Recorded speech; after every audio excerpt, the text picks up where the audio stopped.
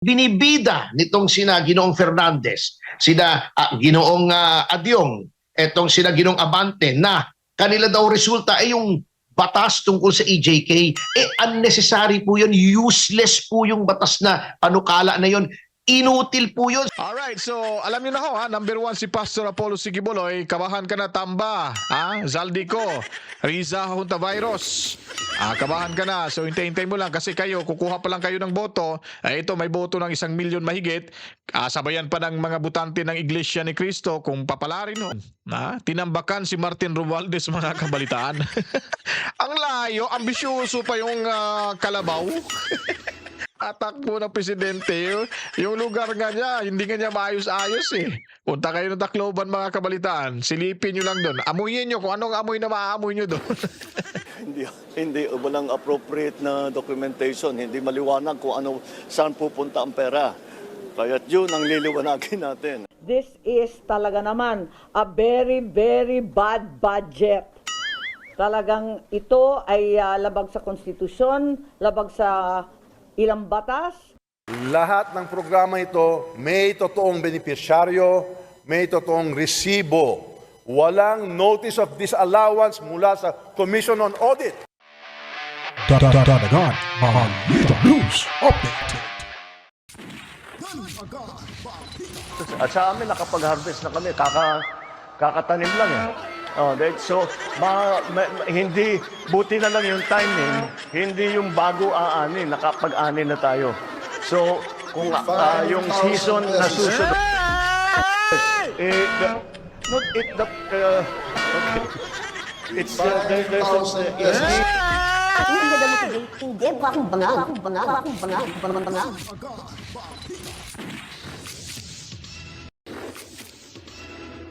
Welcome back, mga kabitaan. Magandang buhay ho, Luzon, Visayas at Mindanao. Kamusta ho yung araw ho natin? Kayo po ba'y nakapag-almusal na o ano na kayo, nananghalian na? O hindi pa kayo nakapagkakape? Ako po ay magtitimpla pa lang ng tsaa ho natin dito kasi nakalimutan nating dalhin yung tsaa. Well, anyways, sa hindi pa po nakapag-subscribe, subscribe na ho kayo. Pindutin po ang ating notification bell, mag-like, comment at i-share nyo po yung video para malaman ho ang karamihan kung ano po yung mga kaganapan sa ating lipunan.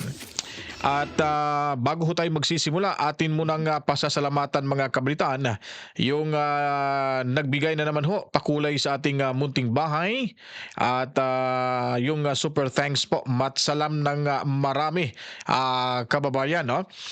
Pasasalamatan ho natin dyan, tignan nyo po ho dyan sa ito sa taas, ito saan ba? Ito yan, tingnan nyo po dyan, mga kabalitaan, ha. Pasalamat muna tayo kay Norby Alpanta 3874. Ulitin ko po. Matsalam, Ma'am Norby Alpanta 3874. Siya po ay nagbigay ng 50 pesos pangkapi daw di umano, mga kabalitaan. Thank you po. Matsalam sa inyo. Kay sa inyo, Ma'am Norby. Ayun. So, sa mga gusto pa po dyan, walang problema. Ibubuka ho natin yung ating palad para ho dyan. At bago pa ho tayo magsimula, mga kabalitaan, entrada muna tayo sa ating topic. Ang ganda ng approval trust ratings, mga kabalitaan, ni Inday Sara. At maganda ring balita, ito. Naging number 1 si Pastor Apollo Sigibuloy. Pasok ko yung senatorial slate ng PDP laban at nakalusot pa itong si Busita. Busita ba yan yung sa rider party list? One rider party list. Nakalusot pa.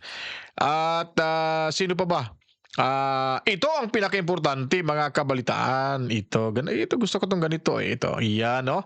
Ang kapal talaga ng pagmumukha ng mga hinampak na to, mga kabalitaan, no?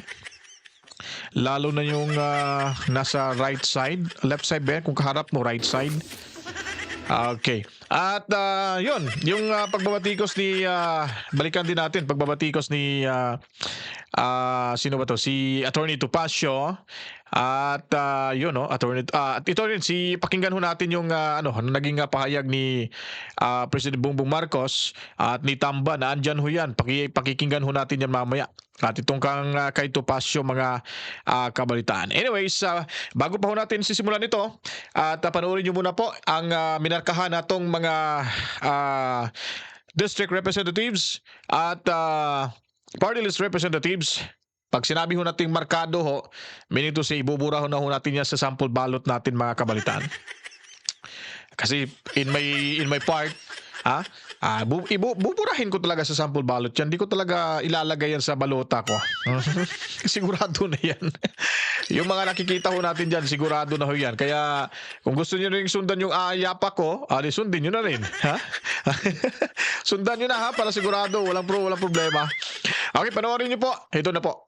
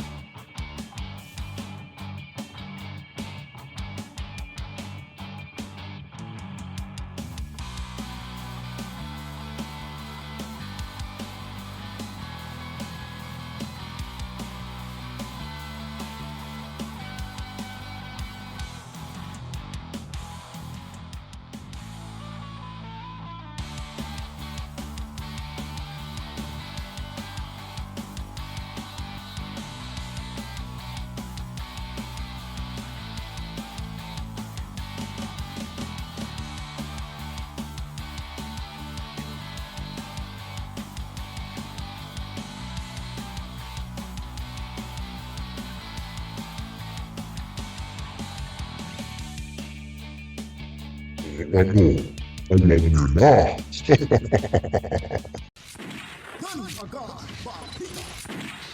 Ayon, kitang-kita ho sa lente ng kamera yung mga pagmumukha ng mga tunglisista at itong mga lahat-lahat na. Parehas na sila, mga buhaya, mga kabalitaan. Well, sisimulan na ho natin. Napakaganda mga kabalitaan. Approval and trust ratings of top national government officials. Mula ho ito sa Pulse Asia, kung saan ho ay tinambakan si Martin Romualdez mga kabalitaan. Ang layo, ambisyoso pa yung kalabaw. Kalabaw, hindi natamba. Napaka-ambisyoso, pero tingnan nyo po, House Speaker, nako, kayayaho kayo. Nagkakabweset yung resulta na to. Mantakin nyo po, pabida-bida ho sa akap. May sinasabi siya dito about sa akap eh. Babarahin ho natin to, maya-maya ipapakita ho natin kung ano yung sinabi niya patungkol kay Inday Sara Duterte. Hoy, lungkot ng balita. Siguradong malungkot ho. Kaya, sige, porsigihin nyo yung akap, mag-ayuda kayo, mamudmud kayo para kahit papaano, aangat naman yung survey nyo, yung diwala ng taong bayan sa inyo. Mantakin nyo po. 25 kumpara ho sa 50 yung approval. Dito na lang ho tayo sa trust. 21 kumpara sa 49. Ano ba yan? Atras na kasi. Sundan mo na si Abante. Para partner kayo, atras Abante. Hindi po ba mga kabalitaan? Nakakahiyaw Vice President Sara Duterte, 50 yung approval, yung trust 49. Samantalang ambisyosong tatakbo ng presidente sa 2028, meron lang 25 sa approval, kalahati lang, kahit man lang sana 3/4, wala man lang, kahiya. Dahil, tapos 21 yung trust, wala man lang nangalahati, hindi man lang nangalahati mga kabalitaan. Ay, itutuloy mo pa ba yan? Sabagay tutuloy yan kasi may pera yung akap eh. Tutuloy yan. Sasabihin nila yan, walang problema yan, serve yan. Nasa ano pa, malayo-layo pa. Hindi pa nga nagsimula yung yung kampanya eh. At si Bongbong Marcos, 48. Buti pa si Bongbong Marcos.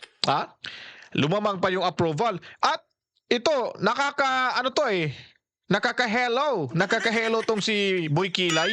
Pumasok, approval, 53, lumamang pa kay Inday Sara Duterte.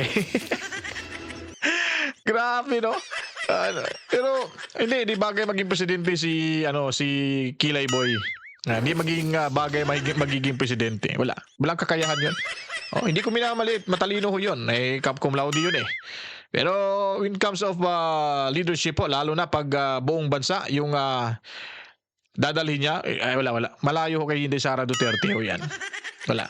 Totoo, maniwala ho kayo sa akin. Tapos sinundan niya lang pala nauna siya ni Inday Sara. Tapos si Bongbong Marcos 48 then 47. Wow. Talagang gusto yatang tatakbo ni Boy Kilay pa sa susunod eleksyon sa 2028. Pero walang problema ho yan. May laban ho yan si Chis Escudero. Pero sa bandang huli, hindi ho yan na mananalo kay Inday. Mas ito nakakabahala si Martin Romualdez. So, pag ganyan po yung resulta ng survey, ikaw ay ambisyoso, talagang iniisip mo na natatanggap na yung pera ng taong bayan, yung ayuda, iniisip mo na ikaw ay ibuboto ho nila. Grabe, alam nyo po, pag ang tao ay madidisappoint, mafo-frustrate ho, hindi na ho yan makapag-isip ng maganda. Hindi na ho yan makapag-isip ng maganda. Baka sa bandang huli, wala na. Mababalitaan na lang ho natin na puno na yung utang yung Pilipinas. Puno na sa utang yung Pilipinas. Bakit? Anong nangyari? Biglang umangat yung trust and approval and trust ratings ni Tamba. Alam na this. Kaya bantayan ho natin ito Magandang balita ho to na naging mas lamang pa si VP Sara Duterte kay Tambaluslos. Si Chis Escudero, wag ho natin isipin yan kasi hindi match yan sila. Hindi match yan. Hindi mananalo yan. Wala namang, kahit may makinarya ho yan, wala. Hindi, kahit sa Mindanao palang Visayas, tumba na ho yan. Lalo na itong si Tambaluslos. Sige, at least ipakita ko na ho sa inyo na wala ho tayong dapat ikabahala dahil nandyan pa rin yung approval and trust ng ating mga kababayan ho, mga kabalitaan. Alright, so dito na lipat ho tayo dito sa ito yung mas lalong kakabahan ho dito, si Tamba, mga kabalitaan. Yung pinaka number 1 enemy niya po, itong Kingdom of Saudi Arabia. Matapunta ako sa Kingdom of Saudi Arabia. Kingdom of Jesus Christ. Tingnan niyo po, pinaka number 1 enemy ito ni Tamba. Tingnan mo, number 1 pa si Pastor Apollo Kibuloy. Survey questions 2 on zero corruption. Sino ang pasensya na mga kabalitaan kasi medyo malayo-layo siya. Sino ang sa tingin mong susulong ng zero corruption sa Pilipinas? Imposible magiging corrupt itong si Apollo Kibuloy. Sobrang napakayaman ito at magaling ho itong leader. Hindi ho lalago yung kanyang simbahan o yung kanyang binuong religious organization kung hindi ho ito maganda, hindi marunong magdala. No? Kasi importante yung management, alam nyo po ho yan, yung sa finance, alam nyo po ho yan, para lalago ho yung inyong negosyo or yung organization ho natin, kailangan alam ho nyo papaano ho i-maniobra ito. Itong si Pastor Kibuloy, proven and tested naman, kitang-kita naman ho natin na maganda ho yung kanyang pamamalakad sa kanyang simbahan. Di po ho ba? So talagang ikinagagalit ho ito ng ni Tamba. So dito kakabahan na naman si Tamba. Kaya sige, magtanim ho kayo kahit wala pa ho yung campaign period. Para at least bandang huli may aanihin kayo gaya nito. At sa amin, nakapag-harvest na kami. Kakatanim lang eh. Diba? Hindi, buti na lang yung timing, hindi yung bago aanin, nakapag-anin na tayo. So, kung Diba? Dapat magtanim na kayo para kinabukasan aanihin nyo na agad. Ito yung pagtatanim ni Tamba. Yung budget sa AKAP at ano pa yung 89 billion, ano ba yung gamit po nila. Maraming perang marami silang perang hinahawakan ngayon dyan eh. Tapos unprogrammed na budget, nako, ang laki ng pera nun. Parang 89 billion ba yun kung hindi ako nagkamali? Unprogrammed budget So ibig sabihin nun, pwede ho nilang gagamitin yon sa kahit anong gusto nilang gawin. Kasi unprogram nga eh. So wala hong tinutukoy, walang specific na projects kung ano ito, para ito sa ganito, para ito sa ganito, ganyan, wala ho. Ay nasa kanila yung pera, so sila na yung bahala diyan. Kaya talagang magsusumikap ho itong kampo ni Tamba, mga kabalitaan. Ha? So number 2, pasok ho si Bongo. Number 3, si Senator Bato de la Rosa. Number 4, ito yung paborito ng bayan ngayon. Ha? Paborito. Paborito ng bayan, si Congressman Rodante Marcoleta. Sigurado na ito, landslide ho dyan sa kasama itong si Yorme, no? Kawawang si Chua. Naku ka. Ha? Humanda na kayo. Kasi andyan na, paparating na yung mga wristbackers. Number 5, si Doc Willie Ong. Ito, magaling ditong doktor eh. Magaling dito. Number 6, si Jimmy Bondoc pumasok pala, si Attorney Vic Rodriguez. Sino ba tong isa? Hindi ko kilala yung number 8. Hindi ko unfamiliar. Si Chawit Singson, of course, si Philip Salvador, si Willie Revillame. Ito pumasok pa itong hinampak na isa, oh. Itong retired na police, si Busita ba yon? Yung sa One Rider Party List, mga kabalitaan. Grabe, no? Di bale, basta wag lang yung makapasok yung mga trapo, mga kabalitaan. Wag lang yung makapasok yun sila para sino ba yung mga ang liliit naman kasi? Si Tolfo, wag niyong botohan. Magaling yan sila sa telebisyon nila, sa segmento nila, pero when it comes to public service na magiging halal ho ng taong bayan, mahirap. Sa una lang po yan, po. Alright, so alam niyo na ho, number 1 si Pastor Apollo Sigiboloy. Kabahan ka na, Tamba, Zaldico, Riza Juntavirus. Kabahan ka na. So hintay-hintay mo lang kasi kukuha pa lang kayo ng boto. Ito, may boto ng 1 milyon mahigit. Sabayan pa ng mga butante ng Iglesia ni Cristo. Kung papalarin ho, kung mamarapatin, wala na. Sigurado na ho. Malay ho natin, number 1 pa to. Ang laking tinik, mas nadadagdagan yung tinik ni Tamba, mga kabalitaan, ni Juntavirus. Ito yung matindi. Bilib ako dito sa taong to. Talagang makapal talaga yung pagmumuka nitong si Tamba, mga kabalitaan, no? Bilib talaga ako dito kasi nga, mantakin nyo po, yung litrato niya, yung picture niya, ay binalandra pa ho sa isang proyekto. Governor Benjamin Romualdez, siyempre kamag-anak eh. Kamag-anak. Cancer Center. Ayun, nandyan yung mukha ng kalaban ni Yorme, si Mayora Honey Laconia Pangan. Kasama rin yung Vice Mayor niyang si Servo Nieto. At itong si Congressman Erwin Tieng. At itong si House Speaker Tamba Luslos, mga kabalitaan. Ang kapal ng mukha, no? Talagang sasabihin, wala naman sa sinasabing tatakbo siya, pero halatang halatado ho, mga kabalitaan. Ambisyosong kalabaw. Atakbo ng presidente. Yung lugar nga niya, hindi nga niya maayos-ayos eh. Punta kayo ng Tacloban, mga kabalitaan. Silipin nyo lang doon. Amuyin nyo kung anong amoy na maaamoy nyo doon. Amoy dagat.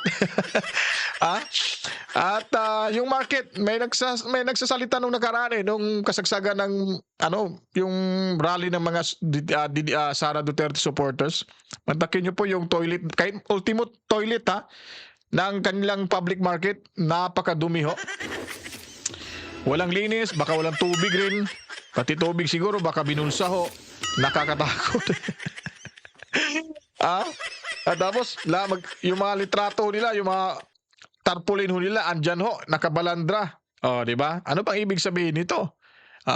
Sabagay, hindi natin matatawag na ma-election hearing po kasi nagpapugi points pa muna sila dito.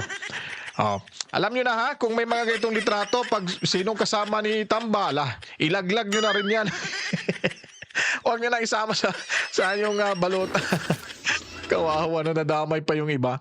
Ito, pakinggan ho natin to dito si President Bongbong Marcos patungkol ho sa mga usapin ngayon, lalo na sa PhilHealth at 2025 General Appropriations Act, mga kabalitaan.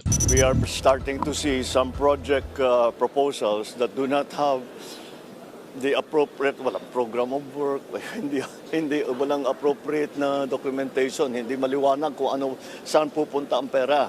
Kaya yun ang liliwanagin natin. President Bongbong Marcos gave this response to questions about the proposed 2025 national budget that he's supposed to sign tomorrow. Yesterday, PBBM met with his economic team to scrutinize the budget. For the president, sending the budget back to Congress is no longer an option. Wala sa procedure yan. There is no procedure to return it to the BICAM. It's finished already in the House. It's finished already it's finished in Congress. Tapos na. So it's up to us now to look at the items and to see what are appropriate. The president said he may well exercise his right to veto questionable allocations in the budget or insertions that are not in the original GAA. But for the president's sister, Senator Amy Marcos, it will be more complicated if PBBM vetoes the budget.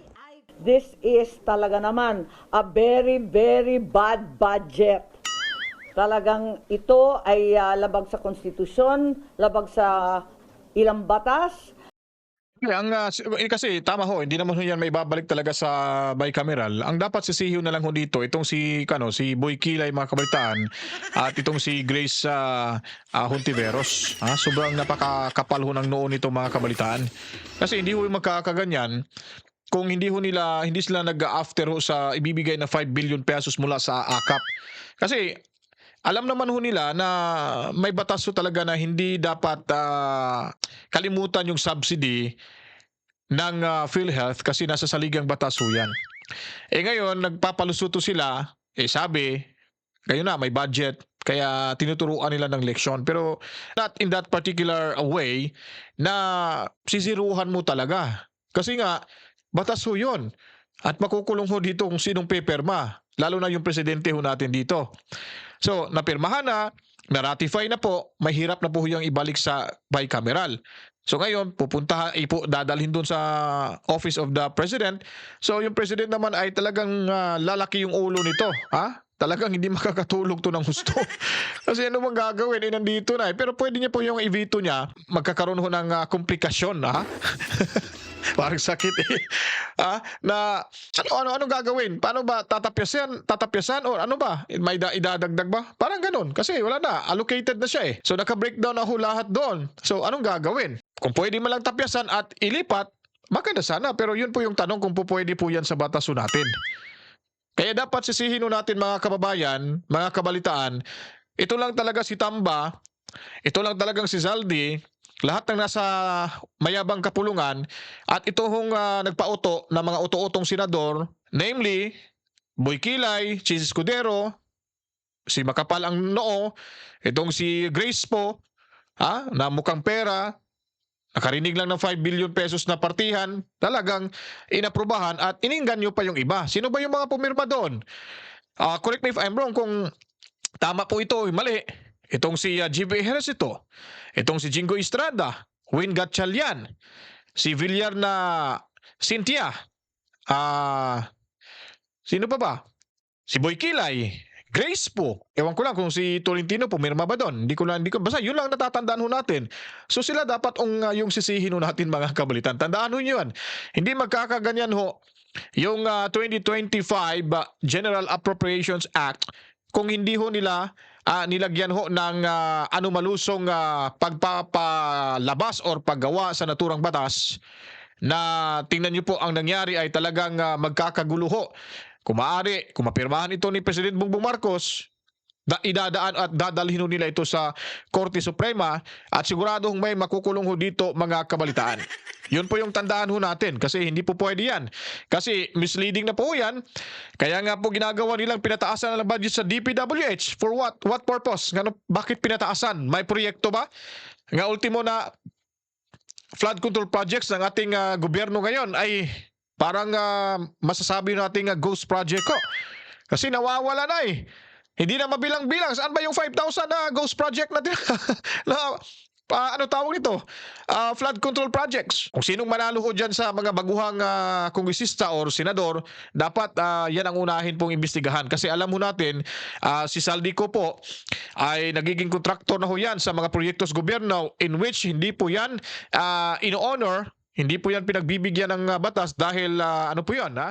Conflict of interest, mga kabalitaan. Sa mga kontra sa ayuda, handang ipakita ng administrasyong ito kung saan napunta ang bawat sentimong inilaan para rito. Ang mga may hawak ng pondo, ang mga departamento tulad ng DSWD, DOLE at DOH, sila ang nagpapatakbo ng mga programa, hindi ang Kongreso. He didn't name names, but Romualdez has this to say for critics of AKAP. Lahat ng programa ito may totoong benepisyaryo, may totoong resibo. Walang notice of disallowance mula sa Commission on Audit. Oo nga, nagkaroon nga ng notice of disallowance yung Office of the Vice President. Pero yung tanong po ho natin, yung notice of disallowance po ba, ano po ba yung ibig sabihin nun, mga kabalitaan? Ito po ho ba ay, na ninanakaw yung pera kaya nagkaka-notice of disallowance?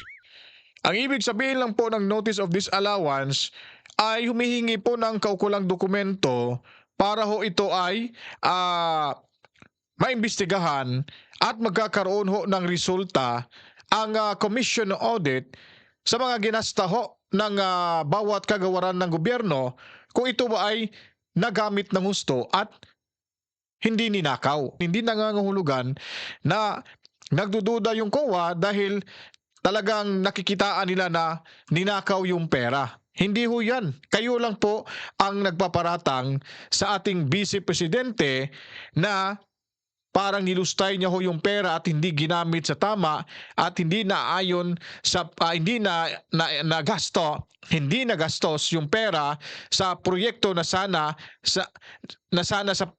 hindi nagasto ang pera na sa proyekto sanang ilalaan dito. Yun ang ginagawa nyo para ho linlangin ang taong bayan sa inyong mga pinaggagawa ho dyan. Lahat ng kagawaran ho ng ating gobyerno, pamahalaan, ay mayroon ho yung notice of disallowance. Ang paliwanag ng COA, hindi nangangahulugan na ninakaw yung pera ni Inday Sara Duterte mula ho sa kanyang Confi funds. Ito po'y paghihingi lamang ng eksplanasyon at kaukulang dokumento para ito at sila mismo makapagbigay na ho ng resulta sa kanilang investigasyon. So ano ba yung lumabas sa investigasyon? Unmodified opinion result. Ibig sabihin, walang ginawang masama o hindi ninakaw ang pera mula sa Confi funds ng Office of the Vice President sa ating pangalawang Pangulo na si Inday Sara Duterte. Klaro ho yan. Kayo lang pong nagbigay ng Malaysia ho niyan. Ang problema ko sa inyo, taga-Pilipinas ho kayo, pero nagbibigay kayo ng Malaysia na hindi naman kayo nakatira sa bansang Malaysia, mga kabalitaan. Di po ho ba? Kasi talagang aalamin ho kung saan napunta yung budget nyo. Sabihin na lang ho natin na pinamumudmud nyo. Ang tanong ho, ba't talagang tinapat nyo pa sa paparating na eleksyon? Sabihin na lang natin, DSWD yung humawak sa budget. Yung Department of Health, PhilHealth. At ba't ba kayo sasakay? Para malaman ng taong bayan na andyan ho yung Tingog Party List? Ay, kanino ba yung Tingog Party List ho? Hindi po ba sa inyo ho yan, mga Romualdez? O ano bang ibig ho sabihin nun? Hindi ba pamumulitika? Ba't ko ba nasabi na pamumulitika? Mantakin nyo po, pag namimigay ho ng ayuda, ay napakalaking tarpaulin ho sa likuran. Nakaharap po doon sa mga benepisyaryo. Pag nagbibigay ho, nandun yung mga muka. Tingog Party List, kanino pa yung mga mukhang binilandra ho dyan sa tarpaulin. Ano bang purpose nun? Ba't ngayon po ninyo ginawa ho yan? Kasi sa hindi pa po nanalo si PBBM, nasa isipan, nasa utak nyo na yan. Nauupo kayo dyan bilang Speaker of the House dahil kayo ay nagbabalak na tatakbo ng Pangulo ng Pilipinas sa 2028 elections. Di po ho ba? Ganon lang ho yan kasimple. Ultimo, estudyante, makakaintindi ho niyan sa mga discarding bulok na akala nyo ay malilito ninyo yung taong bayan. At saka wrong timing ho yung gamit nyo sa AKAP dahil eleksyon na. At sunog na ho kayo sa taong bayan kung ano yung mga pinanggagawa niyan sa Kongreso.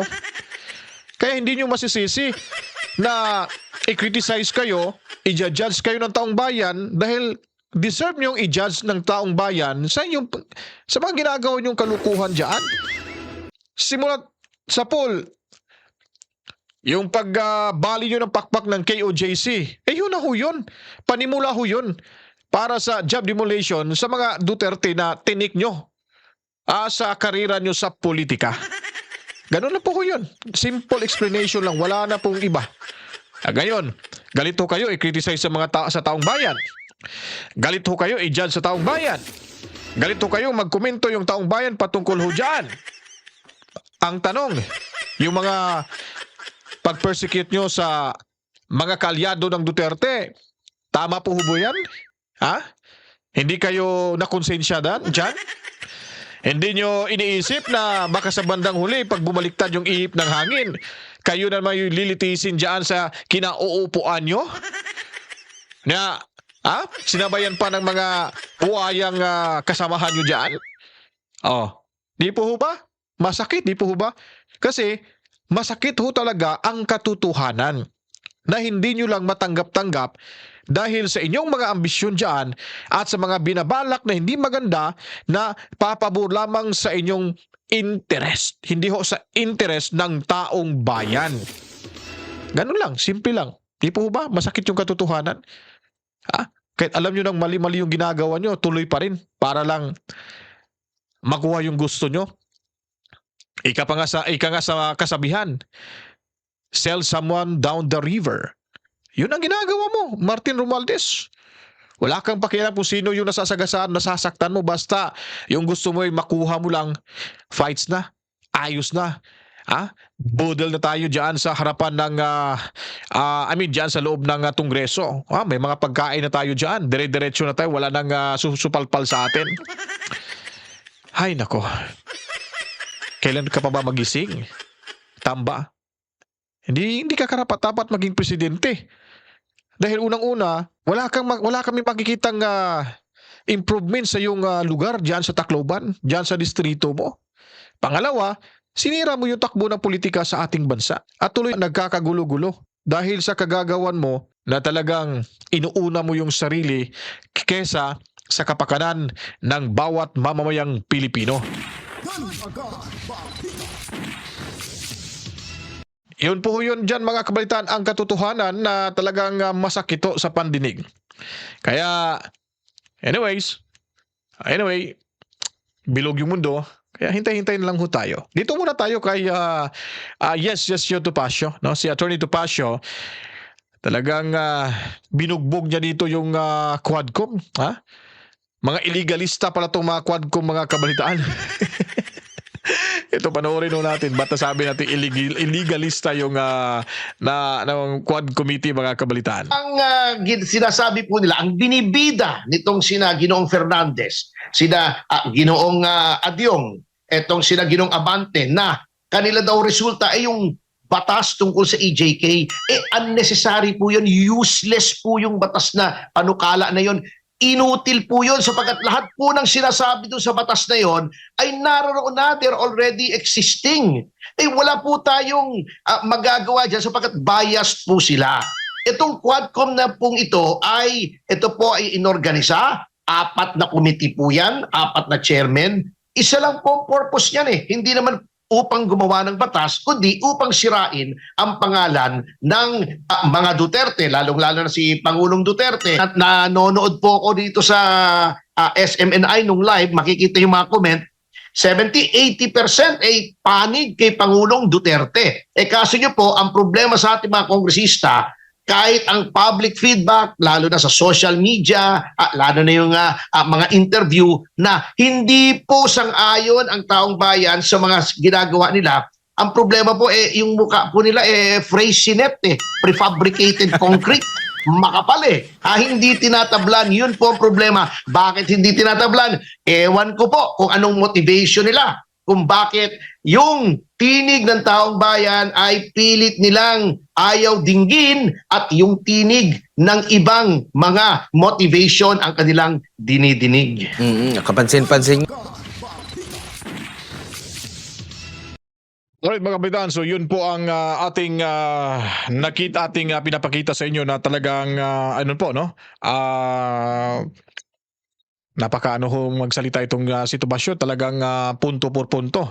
At kung makikita niyo po mga kabalitaan, ay talagang sinabihan niyo po na inutil po yung gagawing bataso nila para ano ho, para maipasa ho sa Kongreso dahil ito po ay existing na ho ang batas na ito at hindi na po pwedeng baguhin o palitan at kung maaari i-ratify lang, kung maaaring amendahan lang kung po pwede, pero kung gagawa sila ng batas patungkol ho sa AJK ay nako, inutil at magiging illegalista ho itong mga nasa WADCOM na ito, mga kabalitaan.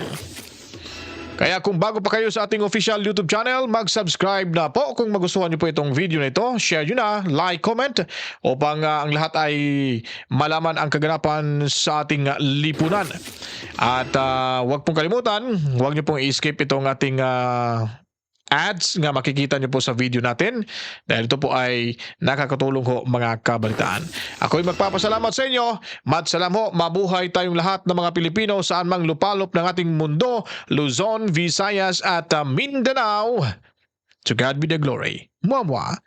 Chip chip. Peace out.